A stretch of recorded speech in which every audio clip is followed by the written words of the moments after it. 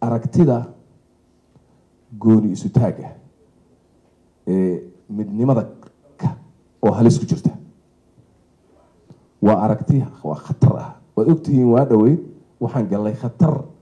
ah inay dowlado si rasmi ah inta nin Soomaali iska dhaqaaqo inuu qaraf ugu siiyo yiraahdo inta iska qaado haneysna waa ogtihiin way sahlan tahay in meel kale laga sameeyo way sahlan tahay in meel kale laga sameeyo way sahlan tahay in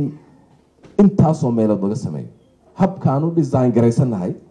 ee la inoo dejiyay ee xilli inagoo la ina tunjilecsaday la inoo dhigay sidaan u naalo ayaa sidaas marka qaranku wuxuu khatar ugu jiraa in uu kala go'o wuxuu khatar ugu jiraa in cadow uu qaybo ka mid ah uu qaato maxaa jira dunida dee mar haddii ay dhammaatay wixii la isku ogaa markii dagaalkii labada adduunku dhammaaday adduunyadu isdhex jiidhay la kala adkaaday markii dambena la yidhi warda si loo wada noolaado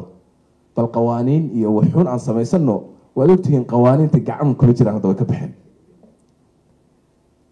Gaza is good as example hadda markii la fiiriyo Gaza waa ogtihiin weligaaba soo saar hay-ad dunidan joogta oo integrity leh oo aan qaylo dhaan ka soo yeerin oo aan go-aan ka soo saarin ma jirta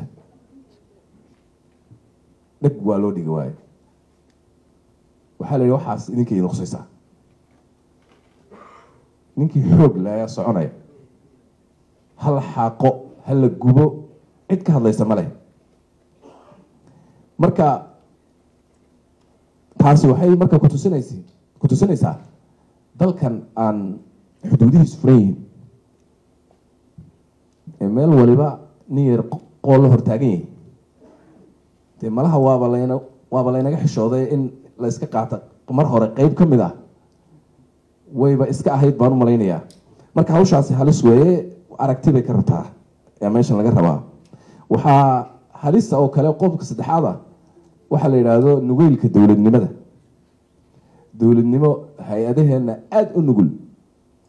masalan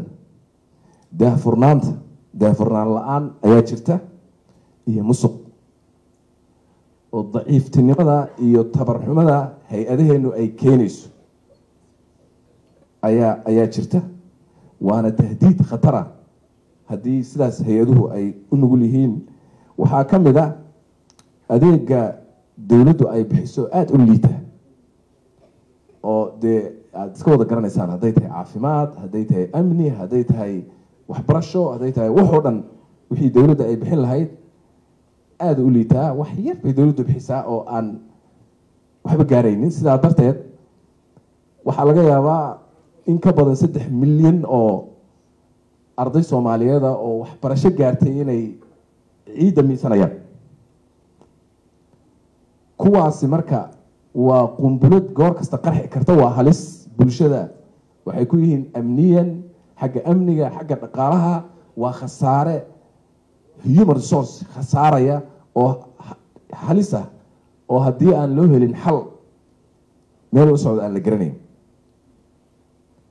dhalinyarada jaamacaduhu ay soo saarayaan hadda oo boqolaalka ah oo haddii aysan shaqo helin ayaguna dhinac kale u bayri kara ama tahriibi kara ama niyad jab ku dhici kara oo meel kale aadi kara taasna waa adeega oo inaga liita waxaa keenaya hay-adaheena iyo sidaan u naallo marka waa halis waxaynu u baahannahay inaan soo kabano si deg dega isku filaansho la-aanta xagga amniga iyo xagga difaaca waan isku filayn oo layna waardiyeynayo oo laynala joogo oo aan isku filaan la-nahay ayaduna waa qeyb kale oo halis ah waaye kobac yarida dhaqaalaha oo aada u yar inuu dhaqaaluhu kobciisa oo aada u hooseeya ayaa ka mid a xaaladda xuquuqda aadanaha iyo sareynta sharciga oo ayadana sidii la aan ahayn oo liidata ayaa ka mid a waxaa ka mid a baahsanaanta hubka sharci darrada ah ee ku jira gacanta dadweynaha Soomaaliyeed ayaa ka mid ah intaasoo dhan waxaa la isku yidhahdaa nugeylka dowladnimada ayaa la isku dhahaa waxaana keenaysa dowladda oo nugul hay-adaheeda oo daciifa ayaa keenaya qodobka afraad oo ina haysta waxaa waaye xuduudaha dalkeena oo baylaha wax kasta isku soo gelayo hadday tahay argagixiso iyo balaayo qaraxyo wadata hadday tahay drag wax walbaba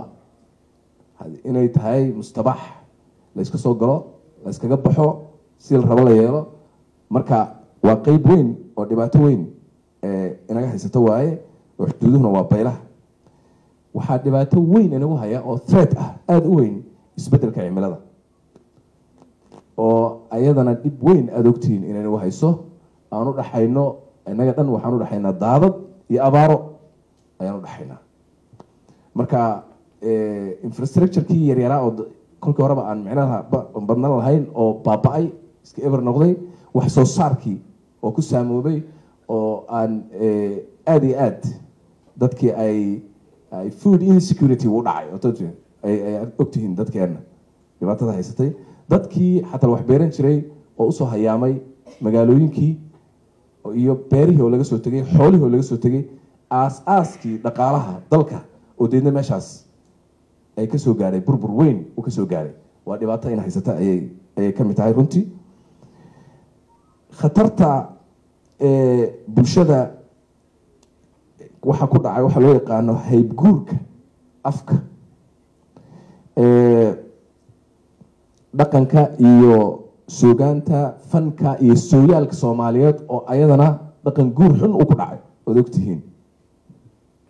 waa haybguur dhaqan guur hidda guur